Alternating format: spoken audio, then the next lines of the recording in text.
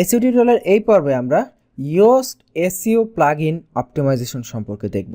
গত পর্বে আমরা ইয়োস্ট প্লাগইনটি ইনস্টল করেছিলাম। তো এখন আমরা ইয়োস্ট এসইও প্লাগইনের জেনারেল সেকশনটিতে অবস্থান করছি। তো জেনারেল সেকশনে এখানে ড্যাশবোর্ড দেখাচ্ছে এবং ড্যাশবোর্ডে ওরা ফার্স্ট টাইম আমাকে বলতেছে দেখুন ফার্স্ট টাইম এসইও কনফিগারেশন, এবং এখানে ওরা একটি উইজার্ড দিয়েছে, কনফিগারেশন উইজার্ড। তো আমরা এই উইজার্ডে ক্লিক করেও কাজ করতে পারি অথবা চাইলে এটাকে বন্ধও করে দিতে পারি। আমাদের এখানে উইজার্ডে ক্লিক করার প্রয়োজন না, আমি এখানে এটা ক্লোজ করে দিলাম। আপনারা চাইলে উইজার্ডে ক্লিক করলে বিভিন্ন ইনফরমেশন চাইবে ওয়েবসাইট সম্পর্কে, সেগুলো আপনারা এগুলো দেখে নেবেন। যাই হোক, তো ড্যাশবোর্ডে আমাদেরকে এখানে দেখাচ্ছে প্রবলেম 0 নোটিফিকেশন 1, একটি নোটিফিকেশন আছে এবং আমাদের ওয়েবসাইটে কোনো প্রবলেম আছে কিনা সেটা দেখাচ্ছে, কোনো প্রবলেম নেই। এবং একটি নোটিফিকেশন আছে, ওখানে বলতেছে যে গুগলের সাথে, গুগল সার্চ কনসোলের সাথে এটা কানেক্ট করে নেওয়ার জন্য। এগুলো আমরা পরবর্তীতে দেখব, কারণ আমরা এখনও সার্চ কনসোল ভেরিফাই করি নাই। এরপর আমরা ফিচারে চলে যাচ্ছি। এইখানে ওরা বিভিন্ন ফিচার দেখাচ্ছে, ওরা কি কি ফিচার প্রোভাইড করে। ইয়োস্ট এখানে SEO analysis feature, XML site map এটা প্রোভাইড করতেছে। সবগুলো ফিচার অন করা আছে, এখানে করার কিছুই নেই। এরপরে ওয়েবমাস্টার টুলসে গেলে আমরা দেখতে পাবো এই একটি প্লাগইন, আমাদের ইয়োস্ট প্লাগইনটি ওয়েবমাস্টার টুলসে আমাদের সাইটকে সহজে ভেরিফিকেশনের একটি ব্যবস্থা করে দিয়েছে। যেমন এখানে আমরা বিং, গুগল দুইটার জন্য ভেরিফাই করতে পারবো তাদের সাহায্যে, এবং তার পাশাপাশি আমরা বাইদু এবং ইয়ান্ডেক্স এই দুইটাতেও ভেরিফাই করতে পারবো। তো আমরা এখানে বাইদু বা ইয়ান্ডেক্স ব্যবহার করছি না, কারণ এখানে বাইদু হচ্ছে চাইনিজ সার্চ ইঞ্জিন আর ইয়ান্ডেক্স আমরা ব্যবহার করছি না। সো এখানে আমরা গুগল এবং বিং দুইটা ভেরিফিকেশনের সময় আমাদের একটি কোড বসানোর প্রয়োজন পড়ে, সেটি আমরা এই প্লাগইনটির সাহায্যে আমরা খুব সহজে করে নিতে পারবো।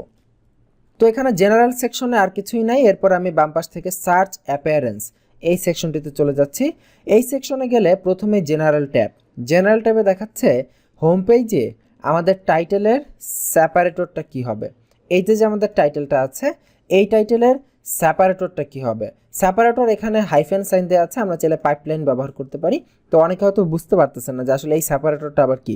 এটা হচ্ছে আমরা যদি হোম পেজে প্রবেশ করি, এই যে উপরে একটি টাইটেল শো করছে, এই টাইটেলের মধ্যে দেখুন এই যে এখানে ছোট্ট একটি হাইফেন সেপারেটর ব্যবহার করা আছে, এইটা হচ্ছে সেপারেটর। তো এখানে বাই ডিফল্ট যেটা সিলেক্ট করা আছে সেটাই থাকুক। অনেকে এই পাইপ এটা ব্যবহার করে, এই পাইপ সাইন ইউজ করে, আমরা এখানে যেটা আছে সেটাই দিলাম। এবং এইখানে হোম পেজের দেখুন একটি টাইটেল দেওয়া আছে এবং টাইটেলটি সাইট নেম। ওই যে আপনার নিশ্চয়ই মনে আছে ওয়েবসাইট করার সময় আমরা সাইটের যে নাম দিয়েছিলাম না, সে ওই সাইট নেম অনুযায়ী এবং পেজের নেম অনুযায়ী সে হোম পেজের টাইটেল দিচ্ছে। আমরা যদি চাই এটা কেটে আমাদের হোম পেজের মেটা টাইটেল আমরা এখানে দিতে পারি আমাদের ইচ্ছা মতো।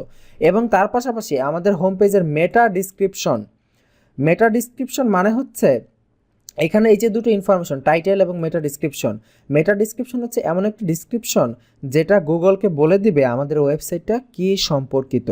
এবং গুগলে যখন আমাদের ওয়েবসাইটকে সার্চ করবে তখন এই মেটা ডিসক্রিপশনটা সেখানে প্রদর্শন হওয়ার চান্স অনেক বেশি থাকে। একটা সময় ছিল যখন এই মেটা ডিসক্রিপশন আমরা যা লিখতাম তখন সেটাই গুগল ওইখানে দেখাতো, কিন্তু রিসেন্টলি গুগল এই মেটা ডিসক্রিপশনে আমি যা কিছুই লিখি না কেন গুগলের প্রয়োজন মতো ওর যদি প্রয়োজন হয় এটা দেখায়, প্রয়োজন না হলে দেখায় না। যেমন আমি যদি আপনাকে একটা প্র্যাকটিক্যাল এক্সাম্পল দিই, আমি যদি আইটি বাড়ি লিখে গুগলে সার্চ করি, এই যে এইখানে অল্প কিছু লাইন এখানে আমরা দেখতে পাচ্ছি যে আইটি বাড়ি অনলাইন আর্নিং সলিউশন, আমরা অনেকেই এই যে এইটা হচ্ছে মূলত মেটা ডিসক্রিপশন থেকে দেখানোর কথা, কিন্তু গুগল অনেক সময় এটা মেটা ডিসক্রিপশন থেকে দেখায়, আবার অনেক সময় এটা মেটা ডিসক্রিপশন থেকে দেখায় না। তবুও আমরা গুগলকে আমাদের ওয়েবসাইট সম্পর্কে বলার জন্য এই মেটা ডিসক্রিপশনে আমরা কিছু কথা লিখে দেব। যেমন এখানে আমরা লিখতে পারি this is a blog that talks about fishing, regarding fishing kayak, reels, hooks etc.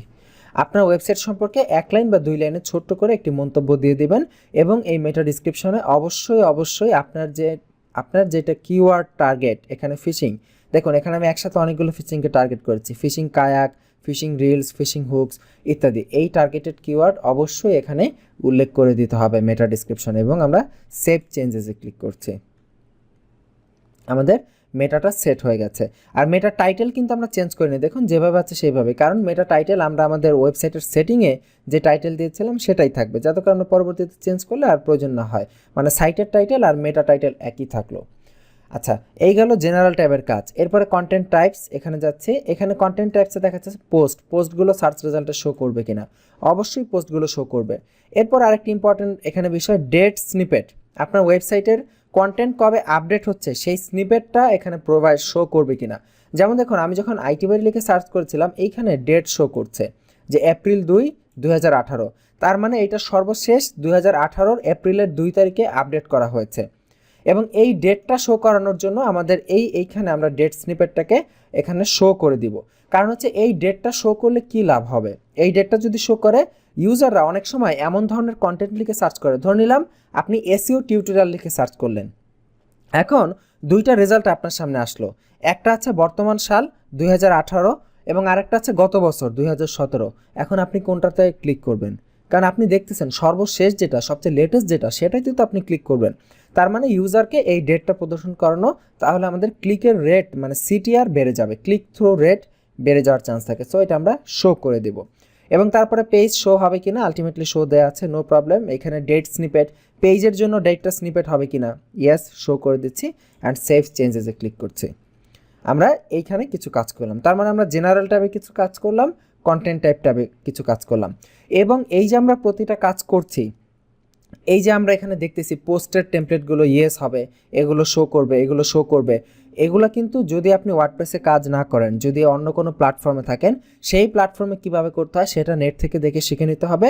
অথবা আপনি যদি কোনো ক্লায়েন্টের কাজ করেন, সেই ক্লায়েন্টকে বলতে হবে যে আপনার ওয়েবসাইটে এগুলো ঠিকঠাক মতো করা আছে কিনা, আপনার ওয়েবসাইটে পোস্ট স্নিপেট আছে কিনা, তারপর আপনার ওয়েবসাইটের ডেটের জন্য আলাদা কোনো স্নিপেট আপনি ব্যবহার করছেন কিনা, ডেটগুলো শো করানোর জন্য এইটা ক্লায়েন্টকে বলে নিতে হবে। এবং ক্লায়েন্টকে এই যে এখানে আমরা মেটা টাইটেল ডিসক্রিপশন ব্যবহার করেছি, এই মেটা টাইটেল ডিসক্রিপশন ক্লায়েন্টকে আপনাকে প্রোভাইড করতে হবে। তখন ক্লায়েন্টের যে ওয়েব ডিজাইনার আছে সে ওই ওয়েবসাইটে এগুলো ওইভাবে অপটিমাইজ করে দিবে। আর অথবা আপনি চাইলে সেই প্ল্যাটফর্মটা নিজে শিখেও ক্লায়েন্টকে অপটিমাইজ করে দিতে পারেন। এরপরে হচ্ছে মিডিয়াতে এখানে করার কিছুই না, ইয়েস আছে, ফাইন। এরপর হচ্ছে ট্যাক্সোনমি, এইখানে আমাদের একটি অত্যন্ত ইম্পর্ট্যান্ট কাজ করতে হবে, যেই কাজটা আমরা ম্যাক্সিমাম সময় স্কিপ করে যাই। সেটা হচ্ছে ক্যাটাগরিগুলোকে নন ইন্ডেক্স করা। এখানে দেখুন বাই ডিফল্ট ক্যাটাগরিগুলো ইন্ডেক্স হবে, ইয়েস সিলেক্ট করা আছে, ক্যাটাগরিগুলো দেখাবে কিনা। এখন আমরা এই ইয়েসটাকে নো করে দিব। এখন অনেকে বলতে পারেন, ভাই ক্যাটাগরিতে কেন আমরা নো করব? ক্যাটাগরি, গুগলে ক্যাটাগরিগুলো, আমাদের ওয়েবসাইটে যে ক্যাটাগরিগুলো আছে সেই পেজগুলো ইন্ডেক্স হবে, এখানে সমস্যা কোথায়? এইখানে আসলে সমস্যা কোনো নেই, কিন্তু এখানে একটি বড় প্রবলেম হচ্ছে যখন আমরা ক্যাটাগরিগুলোতে ইন্ডেক্স করব, তখন একই ক্যাটাগরিতে বিভিন্ন পোস্ট থাকে এবং একটা পোস্ট দুইটা ক্যাটাগরিতে হতে পারে। এমন ওয়েবসাইটে এমন অনেক পোস্ট থাকে না, ধরে নিলাম আপনার ওয়েবসাইটের একটা র্যাম, ঠিক আছে, আপনি কম্পিউটারের র্যাম নিয়ে একটা আর্টিকেল লিখেছেন। এখন কম্পিউটারের র্যাম দুইটা ক্যাটাগরিতে থাকতে পারে।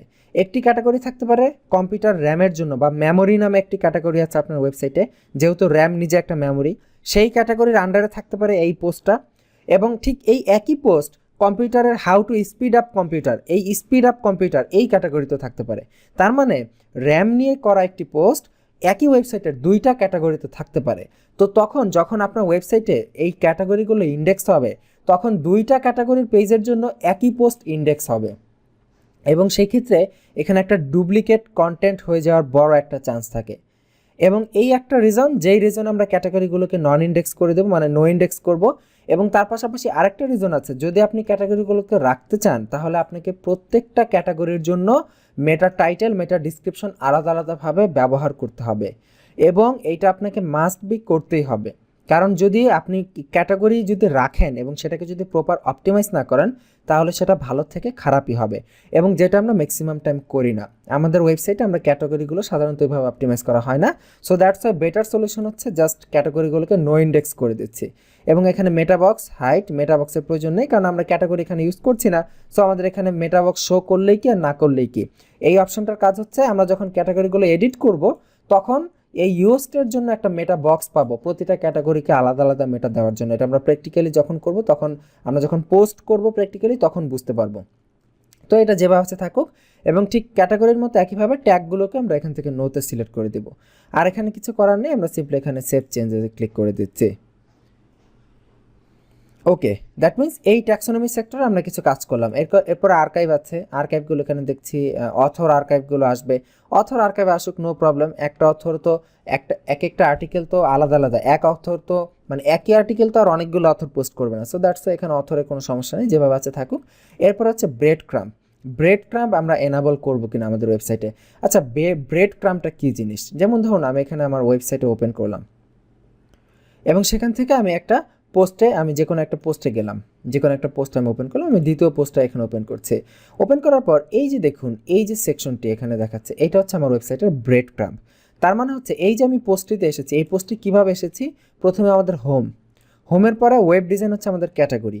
এই ক্যাটাগরির আন্ডারে আমার এই পোস্টটি রয়েছে, মানে 10 মিনিটে তৈরি করুন ওয়েবসাইট। তার মানে আমাদের এই পোস্টটা home under web design under আমার এই পোস্ট, এই যে একটা ডিরেক্টরি আপনাকে শো করছে, এই ডিরেক্টরিটা হচ্ছে আমার ব্রেড ক্রাম্প। আমি এটাকে এনেবলও করতে পারি, ডিসেবলও করতে পারি, কোনো সমস্যা নেই। এরপর হচ্ছে আরএসএস ফিড, যেভাবে আছে সেভাবেই থাকলো, আমরা এখানে কোনো কাজ করলাম না। তার মানে এইখানে আমরা যে প্রথম কয়েকটি ট্যাবে বেশ কিছু কাজ করেছি, জেনারেল ট্যাবে কাজ করতে হয়েছে, কন্টেন্ট ট্যাবে কাজ করতে হয়েছে, ট্যাক্সোনমিতে কাজ করতে হয়েছে। আমি আপনাকে অনেক কথা বলে সুন্দর করে খুঁটিনাটি সহ বুঝিয়ে দিলাম এই কাজগুলো কেন করতে হবে, এবং এই কাজগুলো খুঁটিনাটি সহ বোঝানোর একটাই উদ্দেশ্য, আপনি যদি ওয়ার্ডপ্রেসে কাজ নাও করেন তবুও যেন আপনার কাজ করতে সমস্যা না হয়, আপনি যেন জিনিসটা ভালো করে বোঝেন। সো এই কাজটা এখানে হয়ে গেল। এরপর আমাদের আছে সার্চ কনসোলের কাজ। আমরা যখন আমাদের ওয়েবসাইটকে সার্চ কনসোলে ভেরিফাই করব, তখন এটাকে অথেন্টিকেট করে নিব, আমাদের ইয়োস্ট এসইও প্লাগইনকে আমরা সার্চ কনসোলের সাথে আমরা কানেক্ট করে নিব। এরপর হচ্ছে সোশ্যালের কাজ হচ্ছে আপনার এই ওয়েবসাইটে আপনার যে ব্র্যান্ডের নাম, সেইটার ফেসবুক পেজের ইউআরএল কোনটা, টুইটার ইউআরএল কোনটা, ইনস্টাগ্রাম ইউআরএল কোনটা, এগুলো আপনারা যখন পেজগুলো খুলবেন সেগুলোর লিঙ্ক এখানে দিয়ে জাস্ট সেভ চেঞ্জেসে করে দিবেন। এতে করে আপনার ওয়েবসাইটের সাথে ওইটার লিঙ্কটা থাকবে যে আমার ওয়েবসাইটের ফেসবুক পেজ হচ্ছে এটা।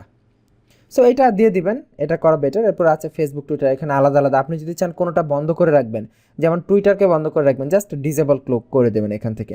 ধরে নিলাম পিন্টারেস্টকে, আমরা এখানে পিন্টারেস্টের ইনফরমেশন দিতে পারি, গুগল প্লাসকে কানেক্ট করতে পারি। সো যাই হোক, এগুলো কমন বিষয়। এরপর আছে টুলস, আমরা টুলসে চলে যাচ্ছি। টুলসের কাজ হচ্ছে আমরা যে সেটিংগুলো করব, পুরো ইউস্টের যে সেটিংগুলো করব, সেগুলো আমরা চাইলে ইম্পোর্ট এক্সপোর্ট করতে পারবো। ধরে নিলাম আপনি একটা ওয়েবসাইট ব্যবহার করছেন, সেই ওয়েবসাইট থেকে আপনি মানে অনেক ইয়োস্ট এসইও সেটিং করেছেন, এখন হঠাৎ করে কোনো কারণে ওয়ার্ডপ্রেসটা কিছুক্ষণের জন্য বাদ দিতে হবে বা নতুন করে ইনস্টল করতে হবে। সেই ক্ষেত্রে আপনি ইয়োস্টের সেটিংগুলো এখান থেকে ইম্পোর্ট এক্সপোর্ট করে নিলেন, পরবর্তীতে ইয়োস্টটা আপনি এখান থেকে আবার ইম্পোর্ট করে নিলেন, সেক্ষেত্রে আপনি ফাইলগুলো লস হলো না। এবং টুলসের আরেকটি চমৎকার এখানে বৈশিষ্ট্য আছে ফাইল এডিটর। ফাইল এডিটর আমরা ক্লিক করি, এইখান থেকে আমরা আমাদের চমৎকার ফাইলসগুলো এডিট করতে পারবো। যেমন আমাদের ওয়েবসাইটে কিছু বেসিক ফাইল আছে যেগুলো খুবই কাজে দেয় আমাদের, যেমন HTXS ফাইল। এটি আসলে আমাদের এসইওর সাথে হালকা একটু রিলেটেড, খুব একটা রিলেটেড না। এটা হচ্ছে আমাদের website design development, website control, redirection, এগুলোর সাথে রিলেটেড। তো আমরা এই HTXS ফাইলগুলো এডিট করার জন্য আমাদের যেটা প্রয়োজন হতো, আমাদের cPanel লগ ইন করে এটার ভেতরে ঢুকে তারপরে HTXS ফাইলটি এডিট করতে হতো। তো আমরা চাইলে এইটার মাধ্যমে ইয়োস্ট এসইও প্লাগইনের মাধ্যমে এখান থেকে HTXS ফাইল ইউজ করতে পারবো। এবং আমরা বলেছিলাম না robot.txt ফাইল ক্রিয়েট করা, আমরা চাইলে এখান থেকে robot.txt ফাইল ক্রিয়েট করে নিতে পারবো। তো এখানে আমি যদি ক্রিয়েট robots.txt ফাইলে ক্লিক করি, অটোমেটিক্যালি একটি robot.txt ফাইল ক্রিয়েট হয়ে যাবে।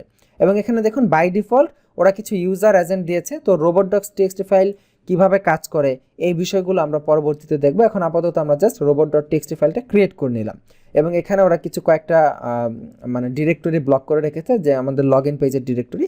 তো আমরা just save changes to robot.txt এখানে ক্লিক করে আপাতত আমরা একটা robots.txt ফাইল এখানে ক্রিয়েট করে নিলাম ইয়োস্ট প্লাগইনের সাহায্যে। এরপরে সবশেষে যে অপশন, সেটা হচ্ছে প্রিমিয়াম। এখানে বলার কিছুই নেই, আমরা যদি ইয়োস্টের প্রিমিয়াম ভার্সন ইউজ করতে চাই তাহলে ওরা আমাদেরকে আরও অনেক ফ্যাসিলিটি দিবে, video SEO, news SEO, local SEO, হাবি যাবে অনেক ফ্যাসিলিটি। তো আমাদের দরকার নেই আসলে প্রিমিয়ামটা ব্যবহার করার, ফ্রিটা দিয়ে আমরা আমাদের যা যা প্রয়োজন তার ম্যাক্সিমাম কাজ করে ফেলতে পারবো। সো এই ছিল ইয়োস্ট এসইওর আমাদের বেসিক ট্যুর। আমরা দেখলাম কিভাবে কাজ করতে হয়, একদম ইয়োস্ট এসইওর আমরা অপশনগুলো খুঁটে খুঁটে দেখলাম, বিস্তারিত বুঝলাম, এবং আমরা robot.txt ফাইল ক্রিয়েট করা দেখলাম। সো আজকের পর্ব এই পর্যন্তই। আপনারা নিজেরা আপনাদের ওয়েবসাইটের জন্য এই সেটিংগুলো করে ফেলুন। আগামী পর্বের আমন্ত্রণ জানিয়ে এখানে শেষ করছি। ভালো থাকবেন, আল্লাহ হাফিজ।